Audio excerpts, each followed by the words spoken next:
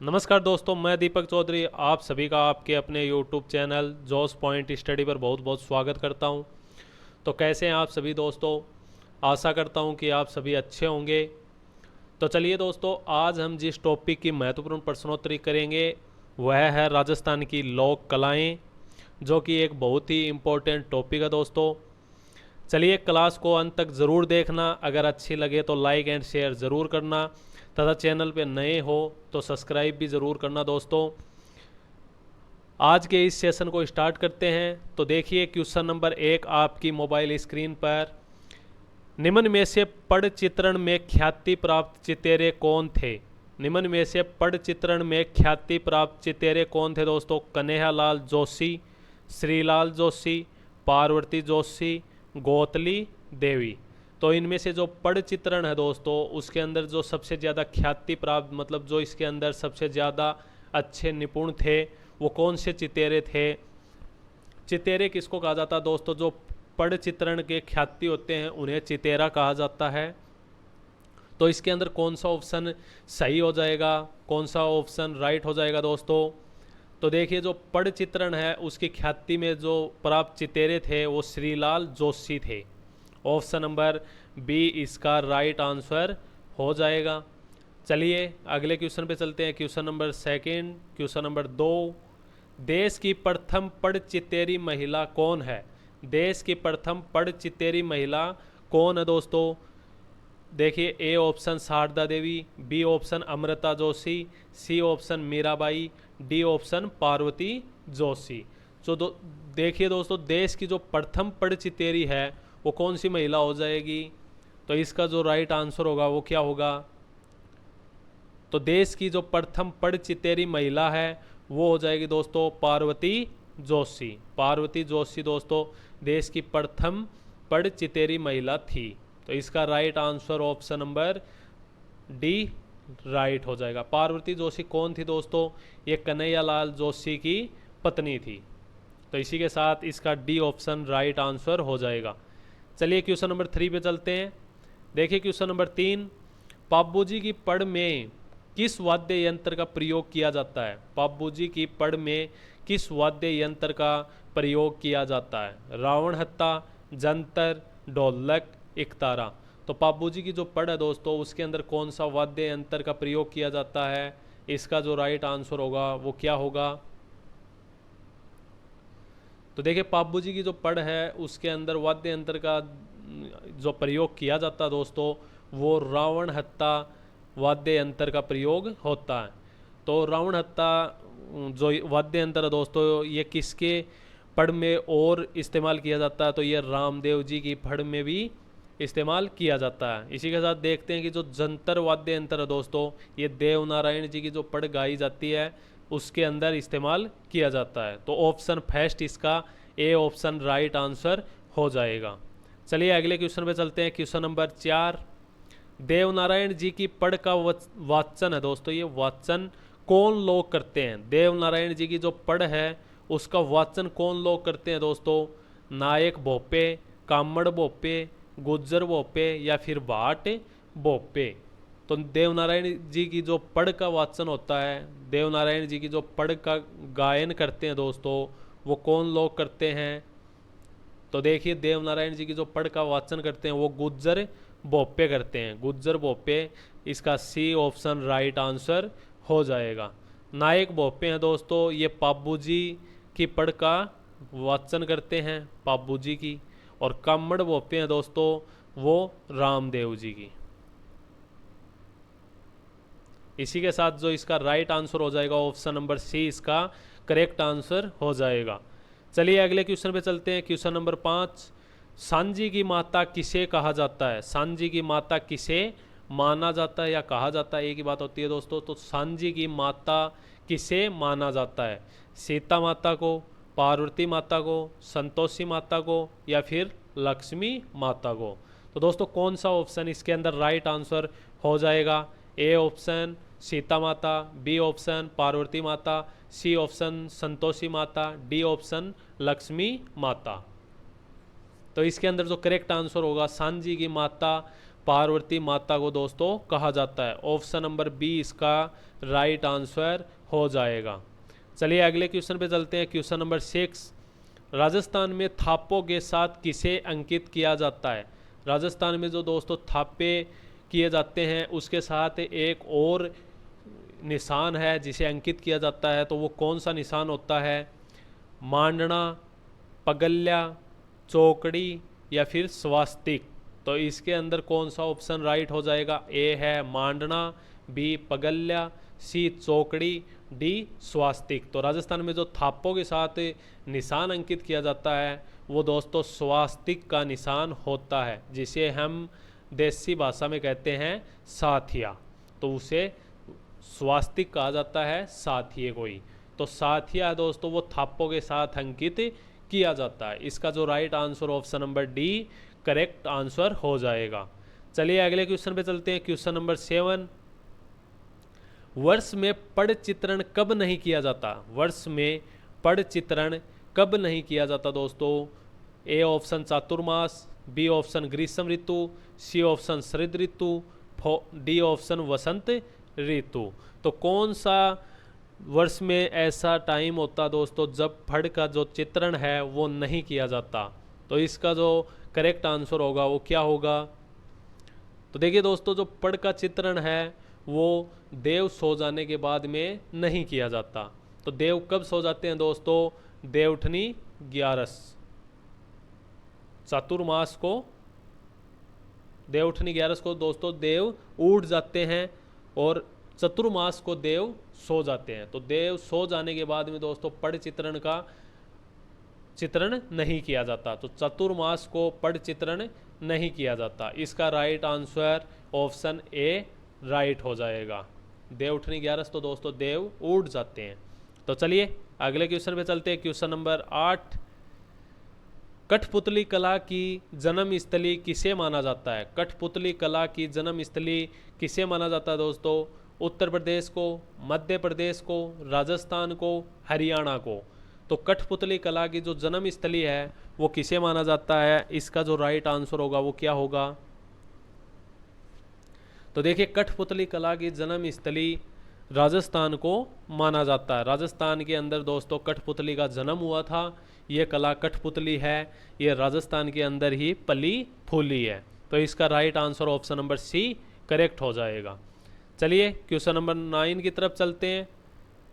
देवीलाल सामर ने किस कला को अंतर्राष्ट्रीय स्तर पर ख्याति दिलाई है?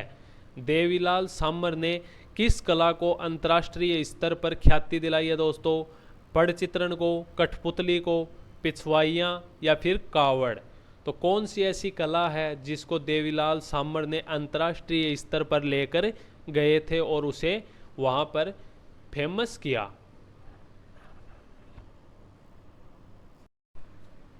तो ऐसी कौन सी कला है? तो देखिए देवीलाल सामर ने कठपुतली को अंतर्राष्ट्रीय स्तर पर ख्याति दिलाई। ऑप्शन नंबर बी इसका राइट आंसर हो जाएगा। चलिए अगले प्रश्न पे चलते हैं। प्रश्न नंबर 10, तलवारें बनाने के लिए किस जिले को जाना जाता है? तलवारें बनाने के लिए किस जिले को जाना जाता है? अजमेर को, नागौर को, उदयपुर को या फिर सिरोही को? तो दोस्तों तलवार बनाने के लिए किस जिले को जाना जाता है? इसका राइट आंसर कौन सा ऑप्शन हो जाएगा? तो देखिए तलवारें बनाने के लिए सिरोही जिले को जाना जाता है। सिरोही जिले में तलवारें व उनकी जो ढाल होती हैं दोस्तों वो सबसे ज़्यादा बनाई जाती हैं। ऑप्शन नंबर डी इसका राइट आंसर हो जाएगा। चलिए अगले प्रश्न पे चलते हैं। प्रश्न नंबर 11, चंदन काष्ठ कलाकृतियों के लिए कौन सा स्थान प्रसिद्ध है? चंदन काष्ठ कलाकृतियों के लिए कौन सा स्थान प्रसिद्ध है? जयपुर, उदयपुर, अजमेर, बीकानेर। तो कौन सा जिला है? तो देखिए चंदन काष्ठ कलाकृतियों के लिए दोस्तों जयपुर जिला है वो सबसे ज़्यादा प्रसिद्ध है। जयपुर जिले के अंदर चंदन काष्ठ कलाकृतियों का के लिए प्रसिद्ध है। ऑप्शन नंबर ए इसका राइट आंसर हो जाएगा। चलिए अगले प्रश्न पे चलते हैं। प्रश्न नंबर 12, जिंक मेटल की वस्तुओं के निर्माण हेतु कौन सा जिला प्रसिद्ध है? जिंक मेटल की वस्तुओं के निर्माण हेतु कौन सा जिला प्रसिद्ध है दोस्तों? बीकानेर, उदयपुर, जोधपुर या फिर अजमेर। तो ऐसा कौन सा जिला है जिसके अंदर जिंक मेटल की वस्तुओं का निर्माण सबसे ज़्यादा होता है? तो वो जिला हो जाएगा दोस्तों, जिंक मेटल की वस्तुओं के लिए जोधपुर जिला जाना जाता है। जोधपुर जिले के दोस्तों बादला होते हैं वो फेमस हैं, जो कि जिंक के बने होते हैं बादला। चलिए अगले क्वेश्चन पे चलते हैं। क्वेश्चन नंबर 13, कठपुतलियां सामान्यतः किस लकड़ी से बनाई जाती हैं? कठपुतलियां सामान्यतः किस लकड़ी से बनाई जाती हैं? रोहिड़ा, अरड़ू, सागवान या फिर पीपल। तो कठपुतलियां दोस्तों सामान्यतः किस लकड़ी से बनाई जाती हैं? तो मैं आपको बता देता हूं कि कठपुतलियां एकदम हल्की सी होती हैं दोस्तों। हल्की होने के कारण ही वह एक धागे के सहारे पर जैसे भी उनको करना चाहते हैं वैसे अंगुलियों के हिसाब से उन्हें नचाना या डांस कराना कुछ भी करा सकते हैं। तो कठपुतलियां सामान्यतः अरड़ू लकड़ी की बनती हैं। अरड़ू को दोस्तों हमारी देसी भाषा में अल्डू कहा जाता है, वही अरडू है। ऑप्शन नंबर बी इसका राइट आंसर हो जाएगा। चलिए अगले क्वेश्चन पे चलते हैं। क्वेश्चन नंबर 14, पड़ चित्रण शैली में किस रंग का विशेष रूप से प्रयोग होता है? पड़ चित्रण में किस रंग का विशेष रूप से प्रयोग होता है दोस्तों? लाल नीला, नीला हरा, हरा काला, लाल हरा। तो ऐसा कौन सा रंग है जिसका उपयोग पड़ चित्रण शैली में सबसे ज़्यादा किया जाता है? ऑप्शन ए लाल नीला, बी ऑप्शन नीला हरा, सी ऑप्शन हरा काला, डी ऑप्शन लाल हरा। तो इसका जो राइट आंसर होगा वो क्या होगा?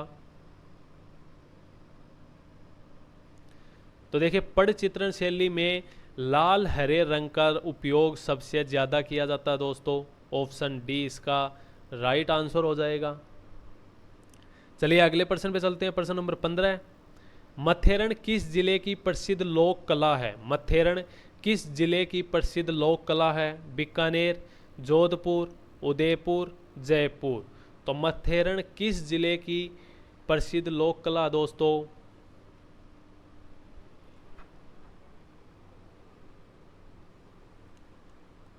तो देखिए मथेरण कला है वो बीकानेर जिले की प्रसिद्ध है। ऑप्शन ए इसका राइट आंसर हो जाएगा। चलिए अगले प्रश्न पे चलते हैं। अगला प्रश्न है प्रश्न नंबर 16, काष्ठ कला किस जिले की प्रसिद्ध है? काष्ठ कला किस जिले की प्रसिद्ध है? सवाई माधोपुर, उदयपुर, चित्तौड़गढ़, सिरोही। तो काष्ठ कला किस जिले की प्रसिद्ध है दोस्तों? देखिए दोस्तों यहाँ पर सबसे ज़्यादा काष्ठ की वो बनाई जाती हैं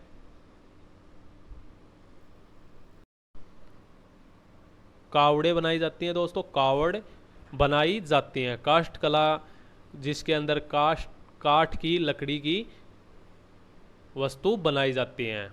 तो काष्ठ कला किस जिले की प्रसिद्ध है दोस्तों? तो काष्ठ कला बस्सी सवाई माधोपुर की प्रसिद्ध है। बस्सी नामक स्थान है दोस्तों सवाई माधोपुर में, वहाँ की ये कला सबसे ज़्यादा प्रसिद्ध है। यहाँ पर सबसे ज़्यादा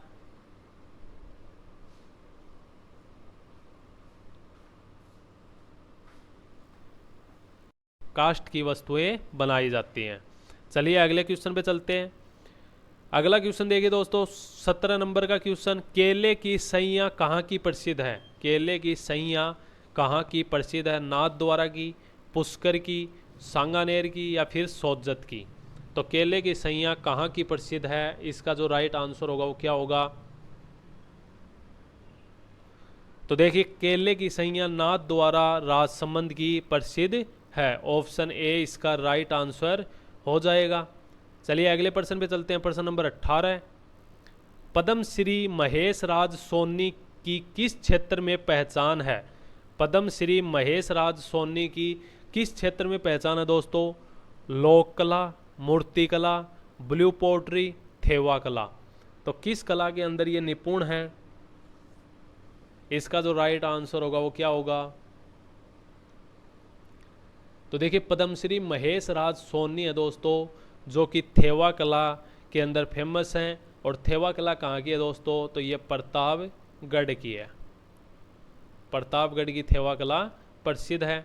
ऑप्शन नंबर डी इसका राइट आंसर हो जाएगा। चलिए अगले क्वेश्चन पे चलते हैं, अपने सेकंड लास्ट क्वेश्चन पे दोस्तों।